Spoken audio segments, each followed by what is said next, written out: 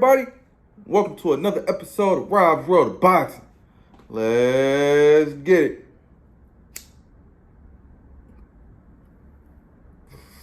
Alright. I want to get into these fights that's going to transpire this weekend. We got a few different cards, man. So let's hop right into it. The first card I want to talk about is going to happen October 28th. Friday, October 28th. In Lazio, Italy. I think that's how you say that, Lazio. You know, I'm not Italian, so correct me if I'm wrong. But it's in Italy. It's going to be on ESPN Plus. The main event is going to be, well, that's all I'm going to talk about is main event, because that's the only thing that caught my interest. It's going to be a showdown between two heavyweights. Heavyweights is the big boys. 8-round contest between Guido Venanello and Jay McFarland. Guido Venanello is 9-0 with 9 KOs, 28 years of age. He's an Orthodox style fighter. He stands at 6'6" with a 79-inch reach. He's from Lazio, Italy. This is a hometown fight for him. But he's living in Las Vegas.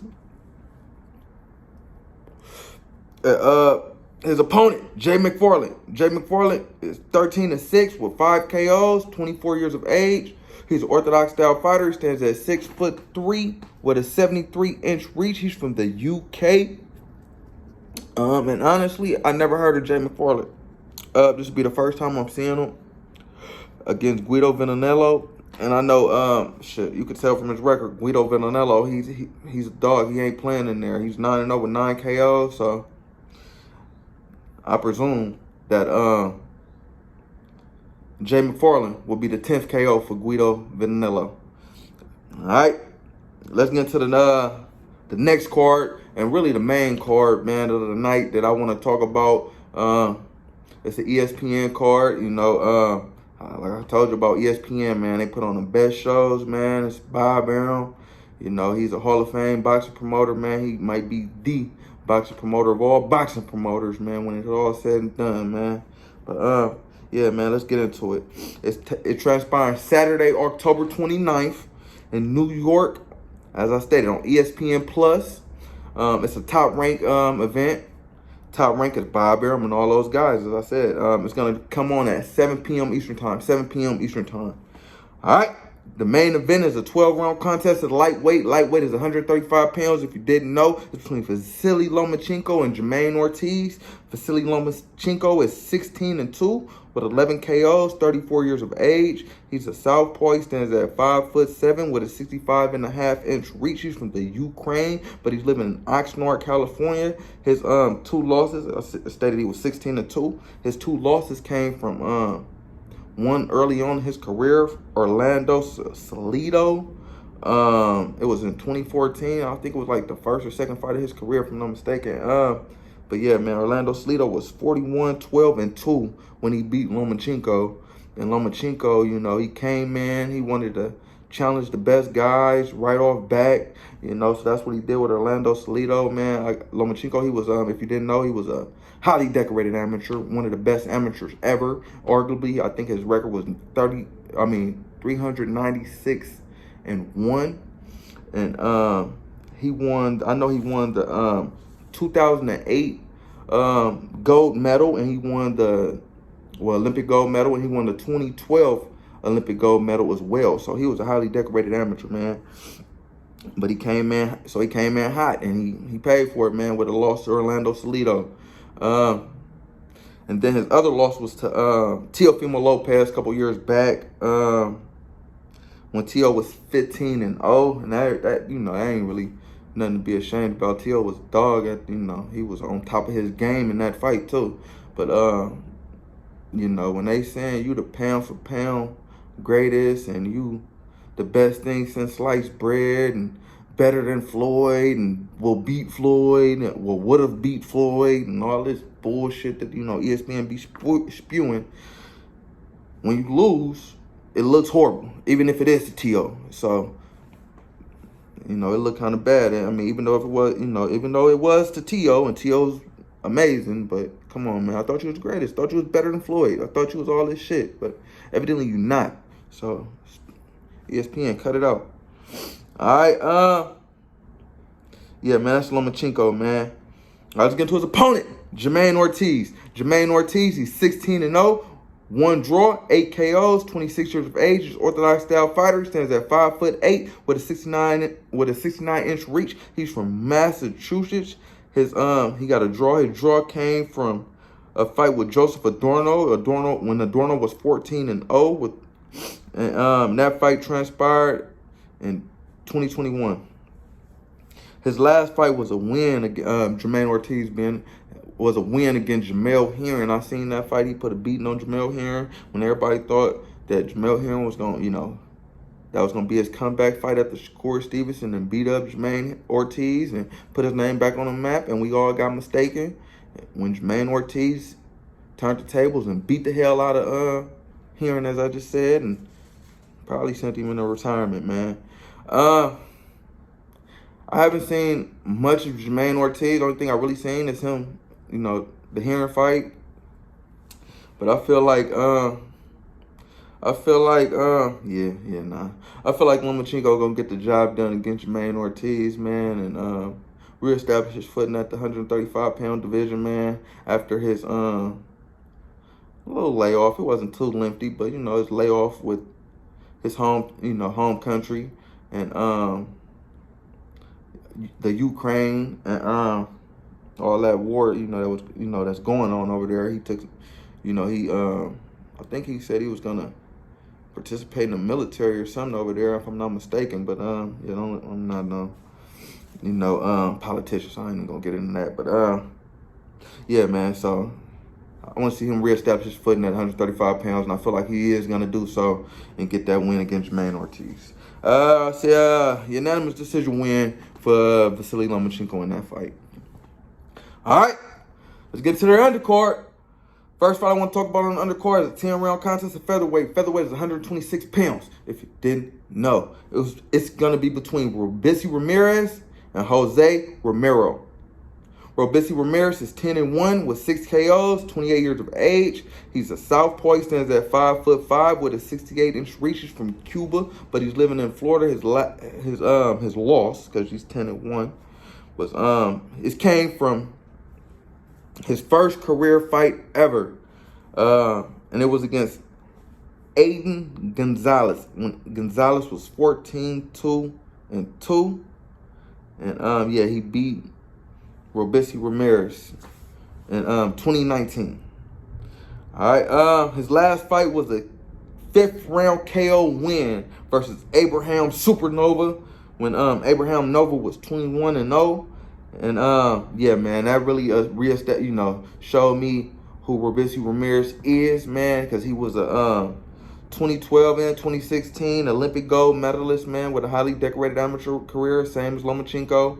I don't know. I'm not gonna compare the two, but he had a highly decorated amateur career. But he lost his first fight. He even beat Shakur Stevenson in the amateurs. That's what had Shakur crying. If you know anything about Olympic boxing and Shakur Stevenson won a silver medal, and he's the reason Shakur Stevenson won the silver medal is because he beat him, arguably. And yeah, man, he showed me what he was working with in his last fight versus Abraham Supernova, because Supernova, he was nice, man, and he's still nice, he's still nice. All right, let's get to his opponent. Jose Romero. Jose Romero is 26-2 with 9 KOs, 26 years of age. He's orthodox style fighter, stands at 5'8.5" with a 70-inch reach. He's from Argentina. His 2 losses came to Michelle Rivera and Isaac Cruz, and that's nothing to be ashamed of. Both of those guys are nice at the lightweight division. Michelle Rivera, I don't know if I'm saying his name right, but I know his name Rivera, and I know he fight like Ali. He nice as hell. He looked just like Ali, man. I'm telling you, if you ever seen him, you'll know what I'm saying. And Isaac Pitbull Cruz, Isaac Pitbull Cruz, he just lost to Javante, but he put up a hell of a fight. He's a good fighter. I feel like, thoughts on the fight, I feel like Robeisy should, I feel like he should get the win, this guy. I really haven't seen this guy, honestly, but, and he already lost to Michelle Rivera and Isaac Pitbull Cruz. So I feel like Robeisy Ramirez, is on those guys' level. Isaac Pitbull Cruz and Michelle Rivera. So I feel like, why would this fight be any different? So I'll give the fight to Robeisy Ramirez. I say Robeisy, he kind of unorthodox and explosive though. So I say a KO, man. I say a late fight late in the fight KO. I say a 7th round KO for Robeisy Ramirez. All right, let's get into the next fight I want to talk about on undercard. It's a 6-round contest of heavyweight. Heavyweight is the big boys. Between Richard Torres Jr. and Ahmad Hefny. Richard Torres Jr. is 3-0 with 3 KOs, 25 years of age. He's a southpaw. He stands at 6'2" from Tulare, California. He's a 2020 Olympic silver medalist at super heavyweight. All right, let's go to his opponent, Ahmad Hefny. He's 13-2 with 5 KOs, 38 years of age, so he's up there in age. He's an orthodox style fighter, stands at 6'2". He's from Egypt, but he's living in Brooklyn, New York. I feel like Richard Torres Jr. is gonna get the job done against, Hefny, even though he's, a bit experienced. He's 13-2, and he's 38, but he's 38 years of age. That's why I say he's probably a little long in the tooth. And I see Richard Torres on the rise, man. I see him as being one of the, top heavyweights, man. When it's all said, when it's all said and done. So I say he'll continue his knockout ways. I say a early fight KO for Richard Torres Jr. I say 2nd round KO. 2nd round KO win for Richard Torres Jr. All right, let's get into the next fight I want to talk about. It's an 8-round contest of featherweight. Featherweight is 126 pounds. If you didn't know, it's between Duke Reagan and Luis LeBron. Duke Reagan is 7-0, 1 KO, 25 years of age. He's the orthodox style fighter. He stands at 5'5", and he's from Cincinnati, Ohio. Duke Reagan is also a 2020 Olympian. I think he, was it the quarterfinals? I think he got the silver. Either the silver medals or the quarterfinal. I'll be getting him and Tiger mixed up. I ain't gonna lie. But, yeah, he's a 2020 Olympian. All right, let's go to his opponent, Luis LeBron. Luis LeBron is 18-4 with 1 draw, 11 KOs, 29 years of age. He stands at 5'8". He's from San Juan, Puerto Rico. His last fight was against Henry LeBron. It was a unanimous decision loss versus Henry LeBron. And it was actually a good fight. I watched that fight, man. It was a back-and-forth contest. With Henry LeBron just having a little bit more than Luis LeBron in the battle of the LeBrons. This fight, I feel like this is actually a step up for Duke Reagan against Luis LeBron, man. Luis LeBron is, nothing to sneeze over, man. He's okay. He's a decent fighter. So I say, yeah, Duke Reagan, he gonna get the job done. I say another unanimous decision win for Duke Reagan because his power is lacking in there, and he's gonna have to pick that up, man. As he advances in his career and fight better competition. I don't know if he can keep, not hurting people, because boxing is the hurt game. So let's just see how that goes. But yeah, in this fight, I got Duke Reagan and an unanimous decision win. All right. Next fight I want to talk about is a 6-round contest of middleweight. Middleweight is 160 pounds. If you didn't know, it's between Nico Ali Wash and Billy Wagner. Nico Ali Wash is 6-0, 5 KOs, 22 years of age. He's an orthodox style fighter. He stands at 6 foot even with a 74-inch reach. He's from Chicago, but he's living in Las Vegas. If the middle last name, how they got that hyphenated last name, didn't give it away.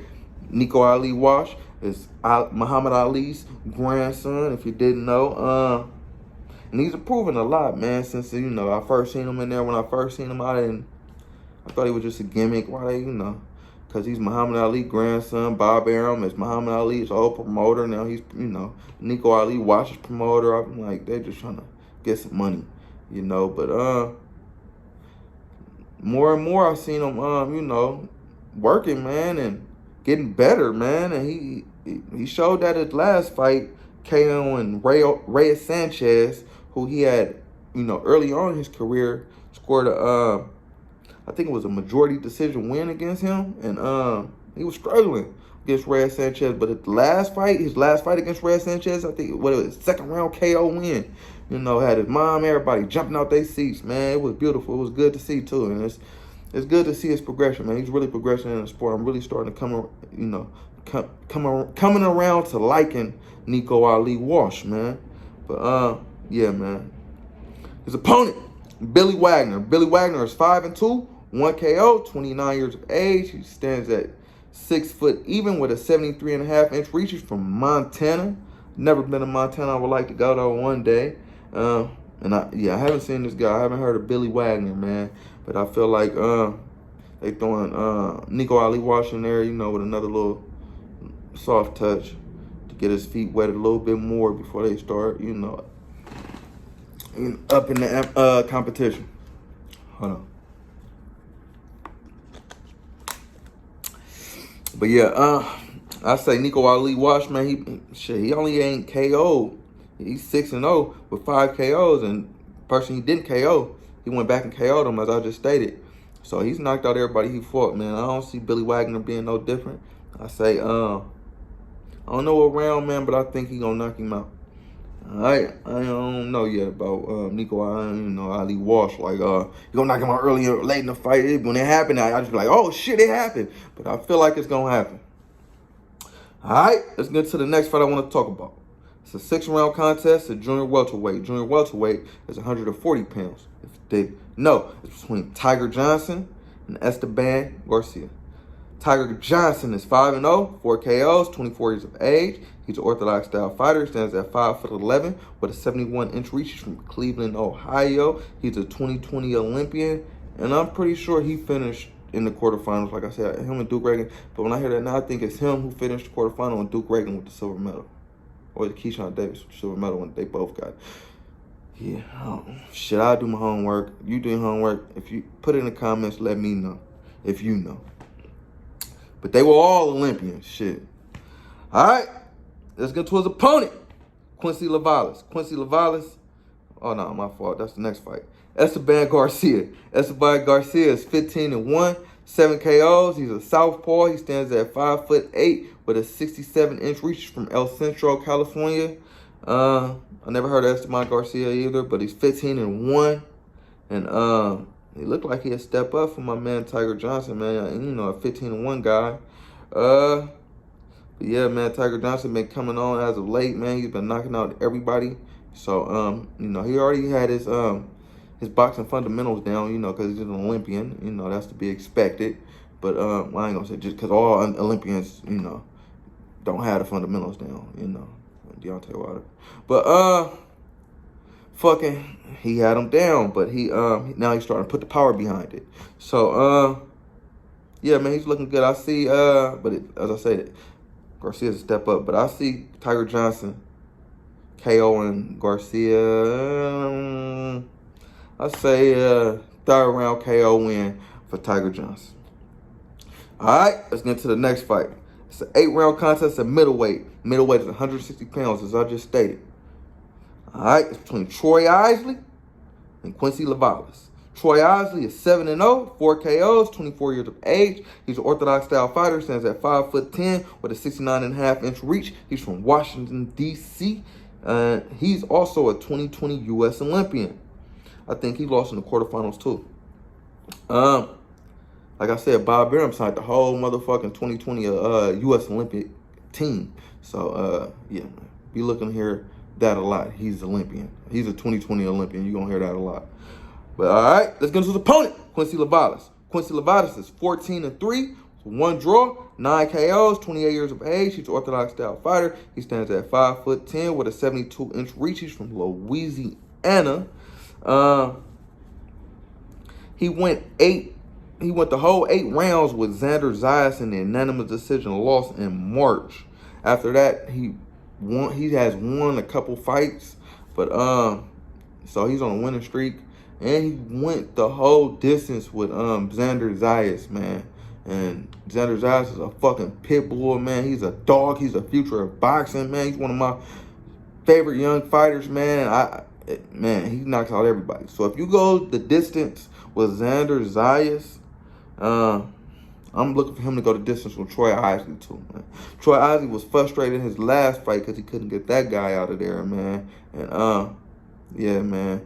I see they threw him in there with a good match, man, to see if he, to work on his finishing skills. Because Quincy Lavalas, as I stated, man, Xander Zayas is a dog. And I see a unanimous decision win for Troy Isley though. Unanimous decision. Continuing his winning ways. Next fight I want to talk about is a 6-round contest at lightweight. Lightweight is 135 pounds, if you didn't know. It's between Abdullah Mason and Angel Barrera. Abdullah Mason is 4-0, 3 KOs, 18 years of age. He's a southpaw. He stands at 5'9" with a 74-inch reach. He's from Cleveland, Ohio. And he's not an Olympian, but you'll never know. That boy is good as hell. He raw. Yeah. Let's go to his opponent, Angel Barrera. Angel Barrera is 4-0. He doesn't have any KOs. He's 22 years of age. He's an orthodox style fighter. He stands at 5'7". He's from Mexico. Yeah, and I've never seen Angel Barrera fight. So this is gonna be the first time I see him. But he's 4-0. He don't got no power. He ain't got no knockouts. So I see Abdullah Mason making easy work of Angel Barrera. No lie, I feel like Abdullah Mason, he just, I've never seen Angel, but I've seen Abdullah. And Abdullah, he's next level, man. I feel like, I'm saying this, he's also the future of boxing. There's a lot of guys who are the future of boxing, but I see Abdullah Mason getting an easy win against Angel Barrera, man. I say a first round KO win. All right. Next fight I want to talk about on the undercard is an 8-round contest at junior lightweight. Junior lightweight is 130 pounds. If you didn't know, it's between Eric Mondragon and Haven Brady Jr. Mondragon is 7-0 with 1 draw, 4 KOs, 24 years of age. He's an orthodox style fighter. He stands at 5'8" with a 67.5-inch reach, and he's from Huntington Park, California. All right. Let's go to his opponent, Haven Brady Jr. Haven Brady Jr. is 7-0, 4 KOs, 20 years of age. He's an orthodox style fighter. He stands at 5'6" with a 68.5-inch reach. He's from Albany, Georgia.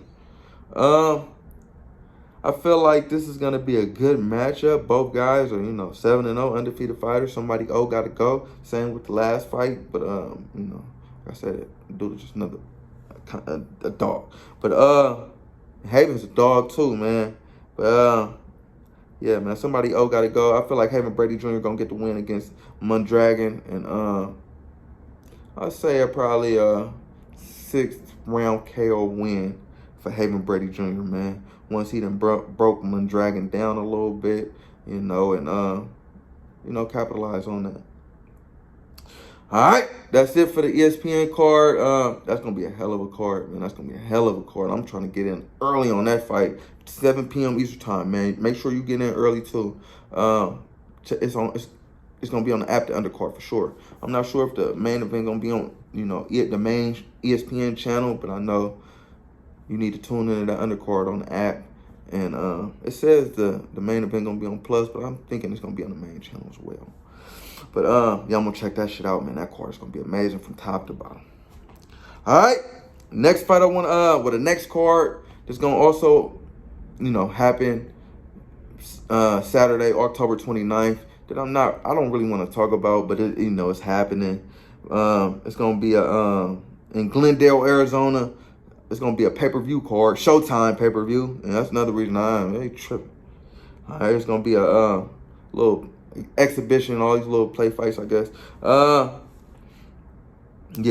it's gonna be the main event's gonna be between Jake Paul and Anderson Silva. Also on the undercard, they're gonna have Le'Veon Bell versus Uriah Hall. And I don't mean to disrespect these guys, no lie, like little exhibitions. I don't even know if they're gonna be exhibitions, or if they're gonna be or if they going real sanctioned fights, and it's gonna go really on their record. I'm not sure. And I won't say I'm not educated enough in what they're doing, but I'm not interested enough to get educated. So yeah, man, let's move on. All right, next fight I want to talk about is going to happen Saturday, October 29th as well in London. Well, this one's going to be in London on DAZN. DAZN is Eddie Hearn, Matchroom, all those guys. It's going to happen at 1 p.m. Eastern time. At 1 p.m. Eastern time. So it's going to be, that's going to play in good with the other, ESPN card I just talked about. So you can watch this and then you can go watch the ESPN card. That's what I'm going to do. All right.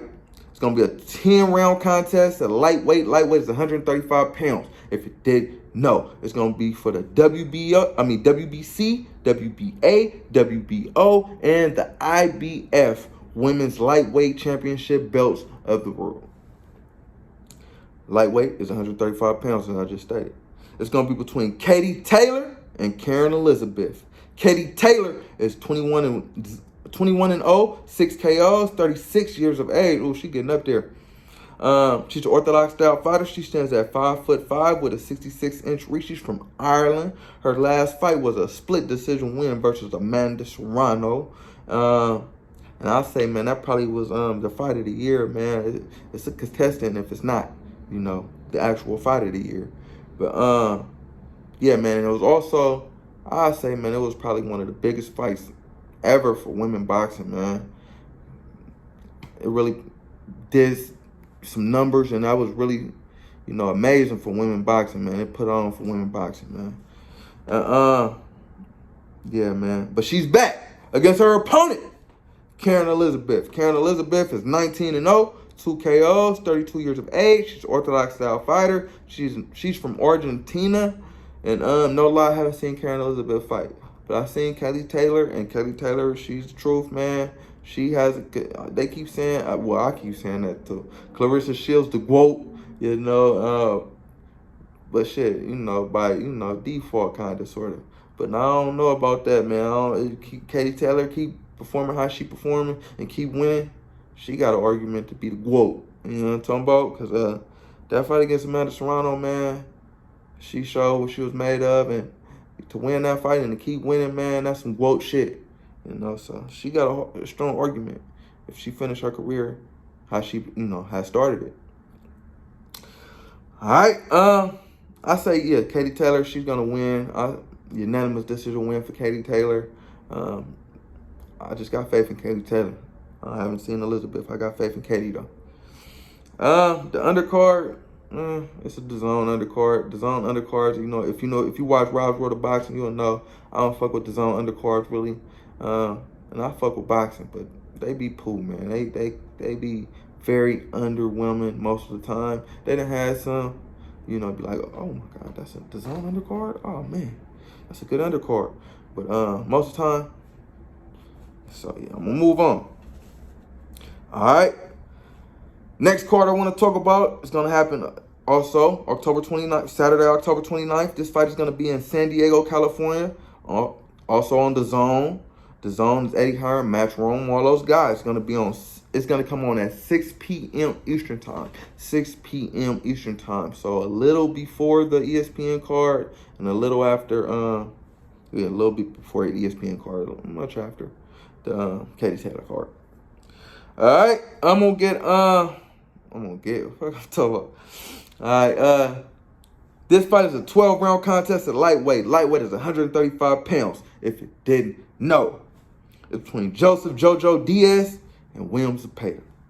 Joseph Jojo Diaz is 32-2, 1 draw, 15 KOs, 29 years of age. He's a southpaw. He stands at 5'6" with a 64-inch reach from Downey, California. His 2 losses came from Devin Haney and Gary Russell Jr. None of those, taking those losses from either of those guys is nothing to be ashamed about. So those are okay losses, I guess. But yeah, let's get to his opponent, William Zepeda. William Zepeda is 26-0, 23 KOs, 26 years of age. He's a southpaw. He stands at 5'9" with a 69.5-inch reach. He's from Mexico. He's a good fighter, man. He's pretty goddamn good. I ain't gonna lie to you. It's gonna be a good fight against Zepeda and Joseph Jojo Diaz, man. It's gonna be a good one. I don't really know where to go with this one. Who to pick? I think I'm gonna run with Zepeda though, man. I'm gonna run with Zepeda, man. JoJo, man, he's a dog. I fuck with JoJo though. I fuck with JoJo, man. But I think Zepeda, he just got that little bit. He's just gonna have a little bit added, oomph. He gonna have that little bit. He got a little bit more boxing skills than JoJo, man. So I feel like he gonna use that to his advantage and get the win against JoJo. I say unanimous decision win for Williams Zepeda in that fight. It's gonna be a good weekend of boxing, man. Check it out, man, if you could, man.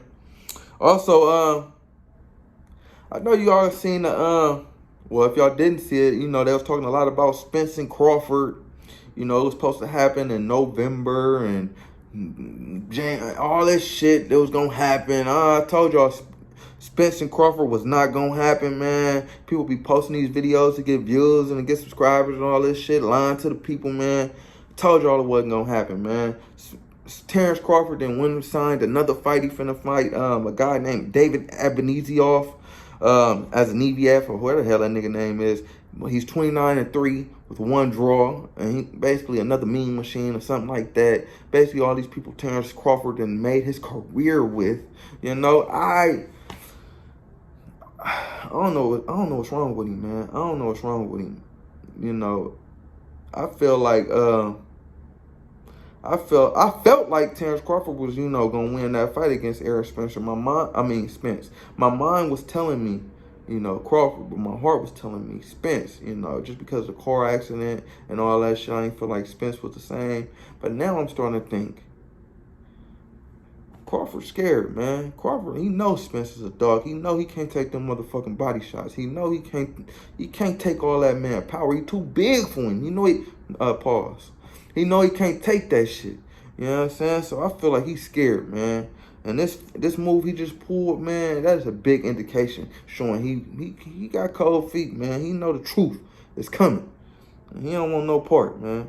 So yeah, man, he gonna fight David Abanizioff December or something. But yeah, man, so I don't know where Spence goes. From here, he was saying like this weight is not easy to make, man. So what you fight, then cat it off and sign to fight somebody else for when we was supposed to fight and I'm supposed to keep coming back and making 147. I'm a big man. Pause. I'm thinking about moving up and weight to 154. That's what Spence was saying. He might fight Sebastian Fundora at 154, and that'd be a good-ass fight, too, because everybody else at 154 acting like they scared of him, except Charlo. But, because he hella big and shit. But I think Spence chop him down like a tree. He will. And, yeah, man. So he's saying that weight is not easy to make. So he might move up, Or if he don't move up, his mandatories or Montez Stanionis, Keith Thurman, and Jerron Boots Ennis. So he could face either one of those 3 guys, which I see the first 2 being the more realistic. I don't see him fighting Jerron Boots Ennis just because Jerron Boots Ennis is another level. He's real. I'm not saying he'll beat Spence and not saying he wouldn't beat Spence, but I don't feel like that fight has, Gardner has got enough. Fuck, I don't, what word I was looking for, but I don't think it has gotten enough, build up to this point. I think both of those fighters, Jerron Boots Ennis was one of my fucking favorite fighters, him with Shakur Stevenson, and I feel like he's the future of boxing, but I feel like, Errol Spence is the noun of boxing, so I feel like those guys, with Jerron, need to do a little bit more, to boost his publicity, to get on that level, so it can be a big money fight for both of those guys. Everybody's saying they want it to happen. It sounds like haters, bro. I don't want that to happen. I want to see black men make as much money as possible. I want Errol Spence fight Virgil Ortiz Jr. I want to see that happen. You know what I'm talking about? Let's see that happen. Virgil's not ready? Okay, well, yeah. But, yeah, man, got me kind of upset. But I'd rather see, like, Amani Stanionis and Errol or Keith Thurman and Errol.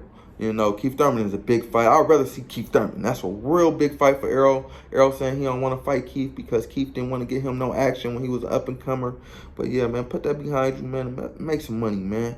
And show Terrence Crawford how to pad your resume for real, man. And then go back to the table with Terrence Crawford and demand more money, man. And get that nigga less. You know, for fighting another bum. If it was 70-30, now you're getting 80-20 or nothing, boy. You know what I'm saying? But, yeah, man, I want to see that Keith and Errol, man. Keith and Errol, make it happen. But nonetheless, man, the fights that are happening that I just talked about gonna be some good ass fights, man. So if you can, check them out, man. And yeah, man, like, comment, subscribe, all that shit. Rob's World of Boxing. Yeah.